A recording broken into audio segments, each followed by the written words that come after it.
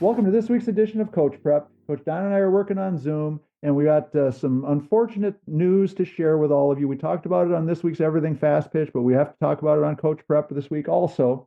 We're going to have to suspend Coach Prep. This will be the last episode of Coach Prep. Hopefully, it's just a temporary thing, but we've got to cut some costs. We've got to do some things to save a little bit of money on the production side. And unfortunately, Coach Prep's going to be the casualty. We need some people to come on board, folks, and become patrons. We've just gotten to the point now where we definitely need more support. Whether you can support us as a patron, you go to patreon.com/everythingfastpitch, or if you have some connections and you want to become a sponsor of Everything Fast Pitch, we have some segments that are available for sponsorship. We would love to talk to you about that too. But unfortunately, this will be our last Coach Prep episode. Unless we get lucky enough to have some people come on board, we would love to keep it going and to resurrect it.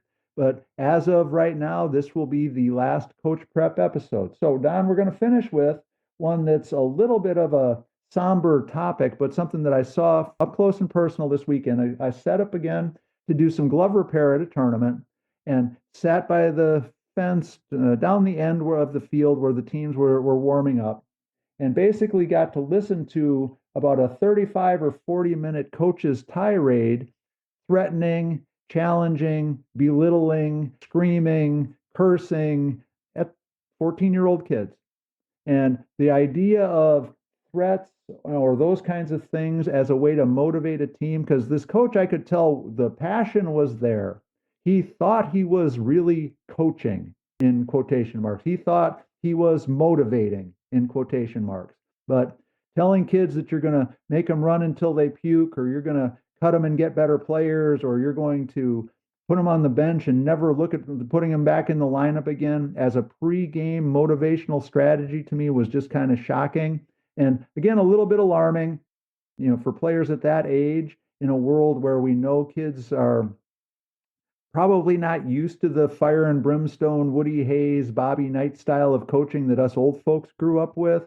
I just thought it was an eye-opening experience to see that up close and personal, and thought it was a worthwhile thing to talk about, to remind our coaches that obviously we want to do everything we can to put our players in a good position to succeed. And don't get me wrong, I've been called out a couple of times now for turning into some sort of mamby-pamby, please don't make the players uncomfortable kind of spokesperson. But to me, there's a definite line between coaching to motivate and coaching with fear. And from personal experience, I can tell you fear never works that well. It didn't work with college kids. I assure you it's not going to work with 13 and 14-year-olds. Tory, I'm really sad that you had to witness some of that. And we know it happens out there because there's all types of coaching styles and methods. But a couple of observations for this time of year. I mean, I don't think anybody should be sharp. We haven't been out there on the field consistently enough to expect for the kids to be sharp. Again, the motivation through threats and things like that, I think, are lesser and lesser effective for today's kids. They need some different currency, they need to be excited about being there rather than dreading being there. Again, that's obviously something that is out there, and different personalities of kids or families might respond differently to those types of environments. But I just really don't see that being very timely right now for early spring, tough weather, not expecting that they've even been together that much. Right. So if that's what it's going to be about for this season, I don't know how excited some of those kids are going to be for next weekend, if that's what's coming. But this time of year, Tory, is about being excited about being together, evaluating what our weaknesses and strengths are so that we can, continue that journey and making our kids better and feel good about, the skills that they have, and continue to help the group get through each of these weekends the best we can. And the end of the season, that might be,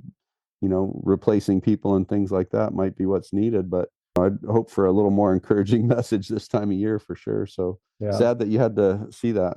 Yeah, well, and the thing that I kept thinking while I was listening was the tirade was, circling around a couple of fundamental issues. One, that the players weren't playing hard enough, weren't trying hard enough.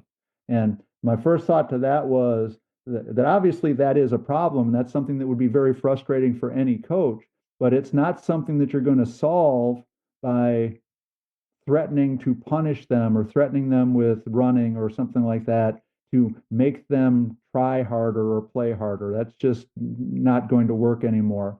Looking over, I saw 11 kids in the huddle, so something that we've talked about a lot. Well, of course, they know that they're going to get to play no matter what.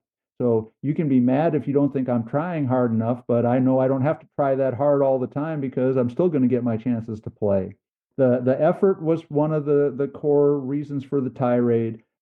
The lack of communication and trusting each other. Well, I don't know that yelling at players is going to make them trust each other more or invest in each other more. I think what ends up happening is we end up, if we get unified in any way, shape, or form, it's against our coaches rather than for each other. And I'm not sure anymore that works as a coaching strategy. But I think you touched on it, Don, that this time of year should be about building. And if you've got a situation where you've got a player on your team that you think is really dogging it, really not playing hard, that's an individual thing to be addressed, not threaten everybody on the team with it.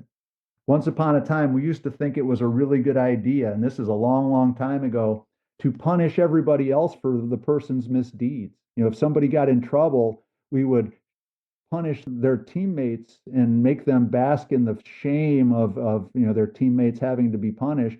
And I don't think it worked in the 90s. I don't think it worked in the 2000s. I don't think it works now.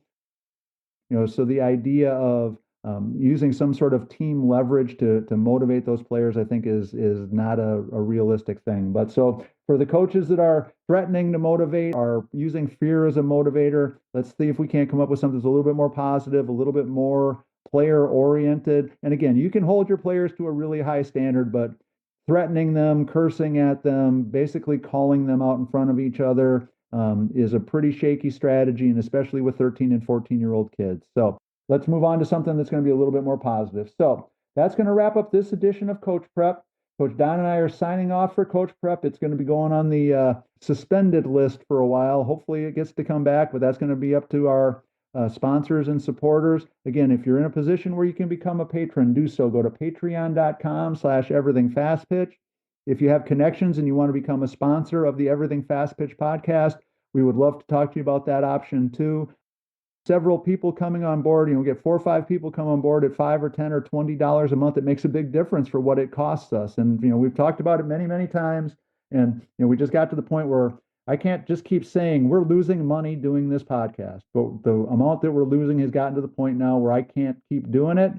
So we're going to have to save some money. And the way we're going to have to do that for right now is by scrapping Coach Prep. So hopefully that will change, but let us know. It's up to you.